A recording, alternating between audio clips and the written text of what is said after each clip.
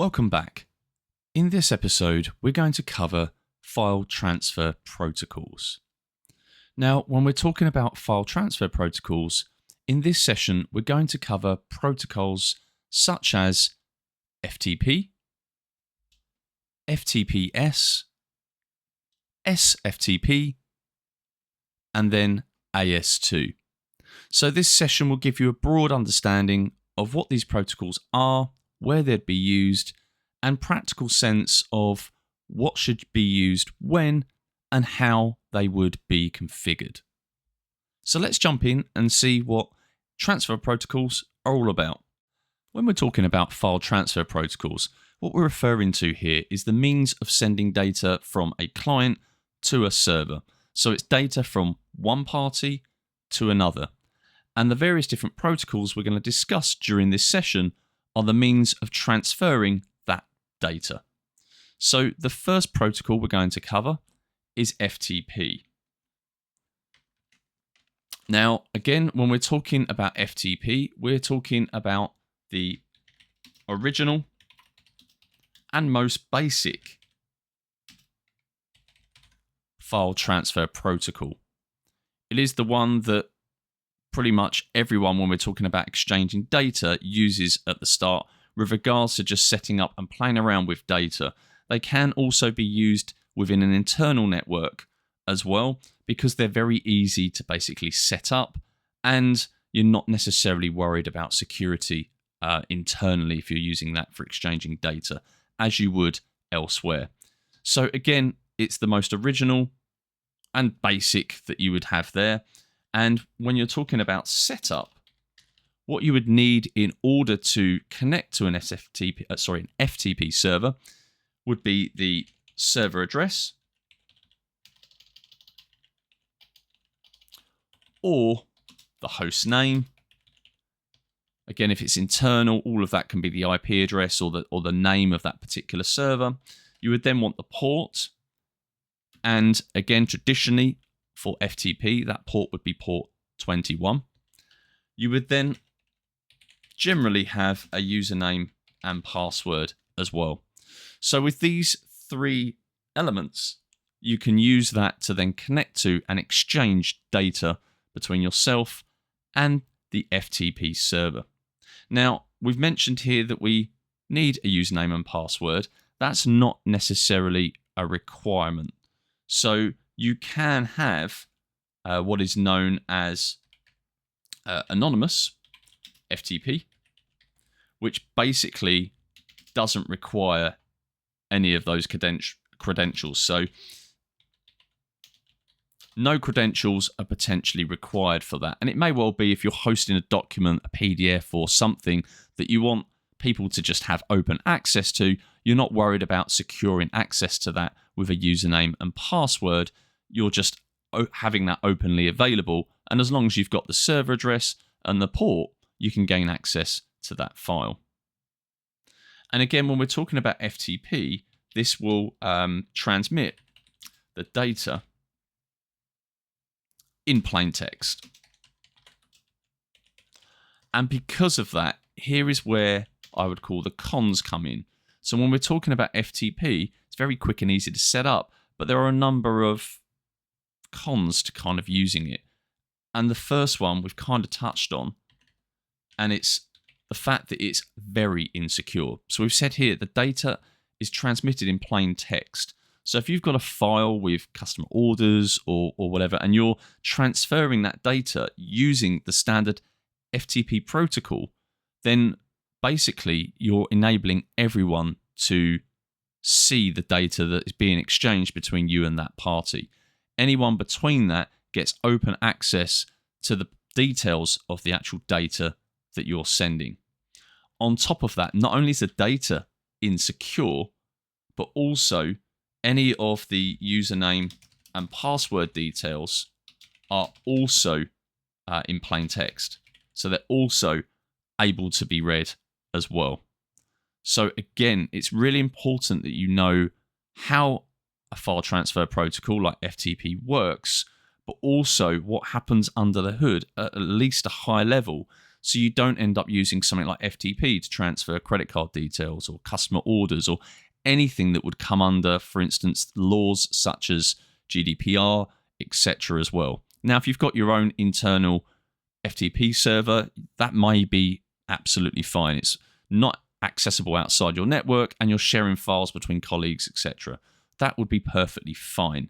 Anything outside of that, I mean, really, you just shouldn't be using FTP to exchange data between two parties within business in any way, shape, or form. And again, because you're doing that, it's not just about the fact that the data is in plain text, all of that access is as well. So what you're potentially doing is enabling anyone to access that FTP server whenever they want and be able to see, delete, potentially, if you've given that user access to do that, all of that data. So again, you really want to avoid using FTP for any business related or business critical systems. So that covers FTP. So if we've had or got in place FTP and actually we're now aware that it's very insecure, what are the next steps? Well, one step you could take is you could set up FTPS. Now, FTPS is very similar to FTP, but it adds the additional security. So this basically builds on FTP and adds measures, if I can spell, like TLS or SSL to basically encrypt the data.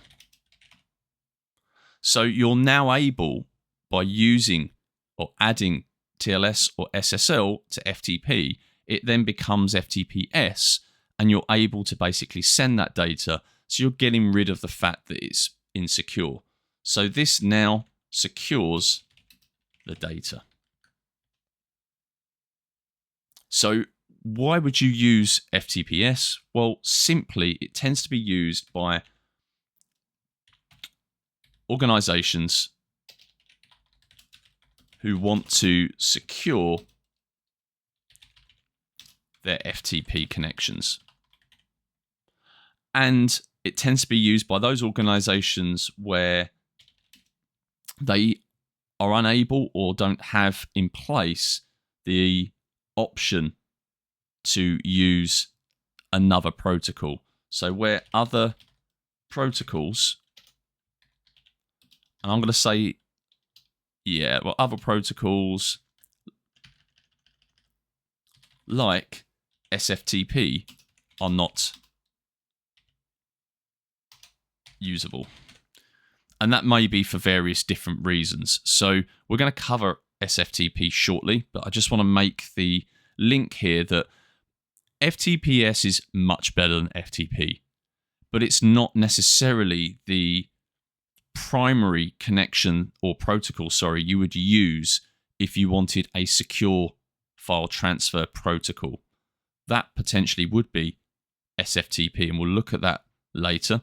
But this is easier potentially to, if you've got FTP, to add the TLS or SSL to enable the secure element of that particular protocol.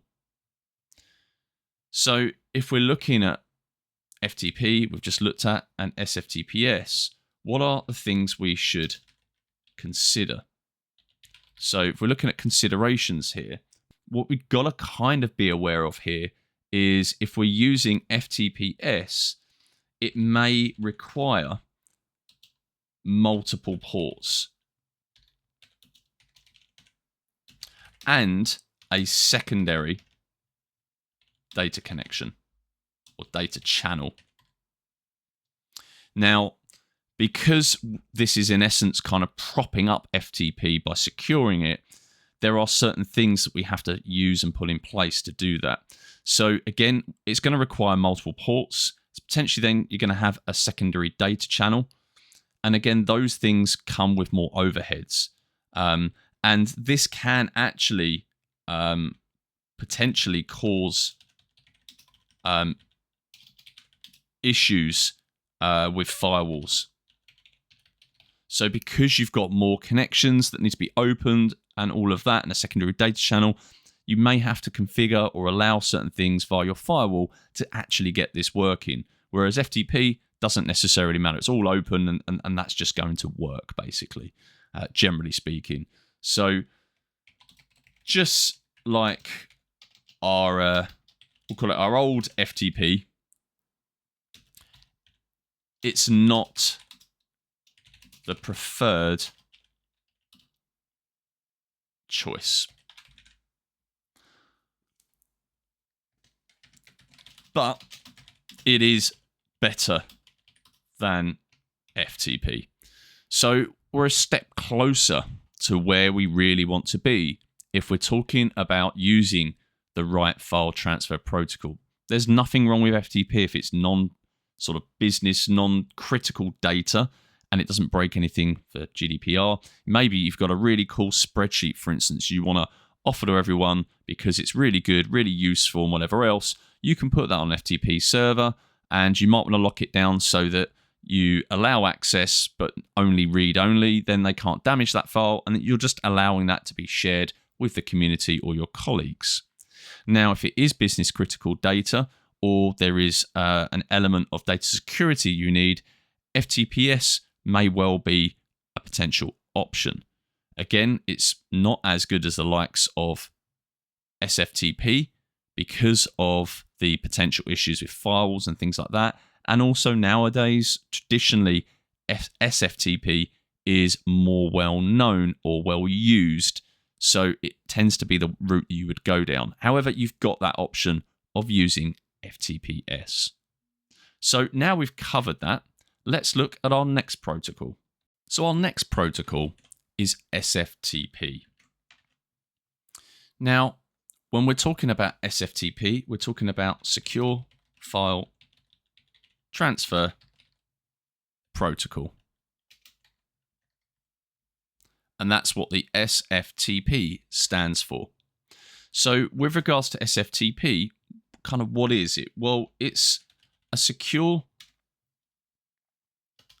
file transfer protocol that is actually built on top of a secure shell. And when we're talking about that, we're talking about SSH. So when we're talking about SFTP, we're talking about the fact that it encrypts both the data and commands during transmission, which basically gives full end-to-end security. And as it uses a single connection, this then makes it firewall friendly. And again, this is also why SFTP tends to be kind of the gold standard when it comes to exchanging data between two parties. When I mean gold standard, I want to be careful with how I phrase that. But when I'm talking about that, I'm talking about the main file transfer protocol that you use to exchange files where you're not necessarily a step above that at enterprise level. And we'll cover one of the sort of enterprise level transfer protocols fairly shortly. But on that side, when it comes to being able to set up quick and easy file transfers, then SFTP really is the one to use. So, and really, this would be seen from a business perspective as the minimum standard for data exchange, because it offers the security, it offers the encryption, on both the data and the commands during transmission. It gives you the full end-to-end, and on top of that, it's pretty firewall friendly. So generally speaking, we're looking at unencrypted data using FTP, FTPS being a secure version of FTP, not really the perfect example, but we're getting there. And then we've got SFTP, where we're basically offering that full end-to-end encryption for the data that you're exchanging. So that covers those. The next file transfer protocol I want to cover is what you would generally use when we're talking about enterprise data. And there are different protocols and different things you can use, but in this particular session, I want to show the core ones and then this one. So the next one here, what we're talking about, is AS2. So again, when we're talking about AS2, this really is going to be around enterprise data exchange. And the reason AS2 tends to be used is when we're talking about FTP, FTPS, and SFTP, we're talking about the exchange of data, which we generally drop down to particular directories and things like that. AS2 is slightly different. It's really around exchanging data and kind of routing that data, because you're going to set up where you're going to be putting that data as part of kind of the business process of setting that up. So again, it's used a lot at enterprise level, and it's certainly used in platforms like IBM, where you can offer that AS2 connection, and you can basically say for this particular party where you get this data, and then you can put some sort of routing within it, and then you can pass that data through a translation tool like IBM's Mapper, and you can convert that data into whatever you need. So you might be receiving a warehouse order from a customer, and you can basically set up that AS2 connection, and I'll cover how you would do that conceptually, so you can understand the various elements. But you set up that that connection between the two parties, and then when you get that data, you can basically filter that data and say where this data contains, or where this data is X, Y, and Z. You can then route that through various different transformations that you can create based on that. So you can be receiving X12 messages, EDIFACT messages. You can then convert that, transform that into messages that can be consumed natively by your warehouse management system or ERP system, whatever that is. So again, it's really used for exchanging data, and then you'd use routing on top of that basically to process that data. Now, as with most enterprise protocols, there is more understanding and complexity involved when you're talking about configuring it. So we talked about FTP needing a server, port address, username, and password. FTPS, again, very, very similar on that, but you've then potentially got certificates and things around that. SFTP, again, very, very similar. You may have certificates, it may be username and password, but again, all three of these are around having a host or server address, a port, and potentially you've got a username and password, obviously, with that as well. So it's those three core elements. With AS2, the setup is slightly different. So generally, when you're setting up an AS2 connection, you're going to exchange digital certificates. And those digital certificates will depend, will either be set up as part of that connection, or you may want to look at potentially things like passwords and all that sort of thing as well. But generally speaking, you're going to have digital certificates that you're basically going to exchange. And those certificates, when we're talking about exchanging, both the sender and the receiver will share what is known as their public key or public keys. And I'll explain how they're used shortly. I just want to go over the setup, and then we can kind of go into a piece where I'm going to show you how the cryptography side of it kind of works, so you can conceptually understand it, because a lot of people don't really understand how certificates really work. When you go into a browser, you're going to a website, you know, whether it's Amazon or whatever, you just know you've got to look for that padlock. But understanding conceptually how it works really understands or helps you understand how you would set up an AS2 connection and what you would need to request in order to set that up. So you're going to have firstly, and I'm going to number these just to make them clear, the digital certificates. You're going to exchange public keys. Number two, what else do you need? Well, now we have the digital certificates exchanged. we also need the AS2 identifiers.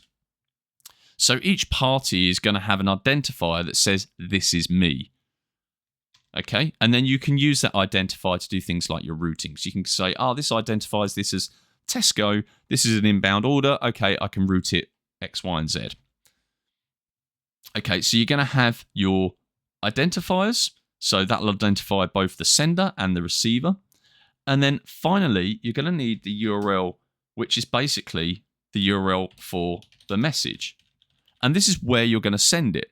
So again, when we're talking about FTP, SFTP, FTPS, we're talking about like a server address, a host name. Similarly, in a similar kind of guise, for AS2, you're going to have a URL. That's where you send it. So you're sending your payload, your message here. You're going to have the identifier to say, this is me. I'm sending it to X, Y, and Z. And then you're going to have your certificates that you use in order to do that. So you need all three to configure the connection. Although you will sort of agree on things like, we're calling it a fourth element, but it's not necessarily, but it is something you need to be aware of. You then agree things like your encryption and how that's going to work. So again, you've got all of that, and as long as you've got all three, you can have your connection configured. Although as part of this, you'll agree your basically your encryption and sort of sign-in algorithms and how that's going to work. So as long as you've got those set up or agreed with, then that you're all good. But the main core elements are your digital certificates, your AS2 identifiers, and your URL. So you exchange all that and it all works. And it may well be that you as someone configuring AS2 connection, that really is all you need to know. You can set all that up. However, I want to delve a little bit more into digital certificates so you've got an understanding of what is really going on. So let's do that now. So how do digital certificates enable the safe exchange of data? Well, let's see if we can try and explain this to you visually. So here we've got person A, and then here we've got person B. Both of these people want to be able to exchange data, but they want to be able to do that without a mischievous person in between being able to basically read the data they're sending. Now, if we're just sending a plain message, this particular nefarious person can actually sit here, read the message, and either send that message on, or they can just read it and edit it and pass it back on, and this person here is going to be none the wiser. So how do we achieve a way of, firstly, being able to send data that Mr. Mischievous can't intercept or read, but also how can we ensure that when the receiver, person B, gains that data, they know it was sent by person A? Now, this basically is the whole cryptography problem, the whole issue around sending data through wars and everything else, and now in a digital era, how you can send data securely knowing that it's only come from the person that you expect it to. And the two concepts around this is all around encryption and signing. And both of these use cryptography, and we've got a way of being able to achieve them. So we can send data here and we can encrypt that data. But actually, there would or could potentially be a way where Mr. Mischievous here could actually send data and you wouldn't actually know who it's come from. And the way of digital certificates are a way of enabling securing that data and also what we call signing it. So if we take this concept here and we say that we've got a secret message S, that we want to send from person A to person B without Mr. M being able to intercept, read it, or manipulate it. How do we do that? Well, when we come to cryptography, we have what is known as a public key and a private key. And basically, you've just got to literally think of them as almost literal keys. So we've got a key here. You can see I didn't get my degree in art. And we've got a key here to represent our private key.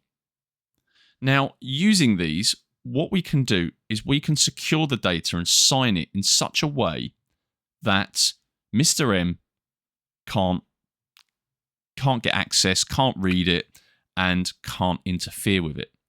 So how would we do that? Well, what we've got to be aware of here is person A has a public and private key, and so does person B.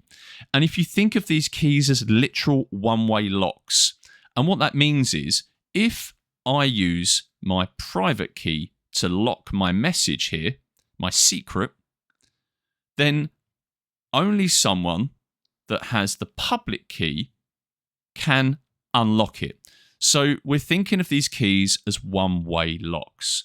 So what we're going to do is we're going to show you, in essence, what's going to happen here. So what we're going to do is we would give person B our public key. And person B would equally give us their public key. Perfect. So we've now exchanged public keys. Private keys, in their name, you never share. So what that means now is we've got our secret here, and what we're going to do is we're going to encase that secret with our private key. So this is person A's private key.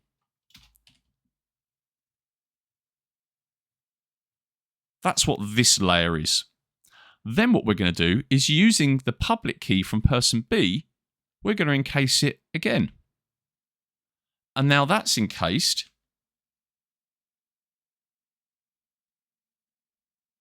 Using person B's public key.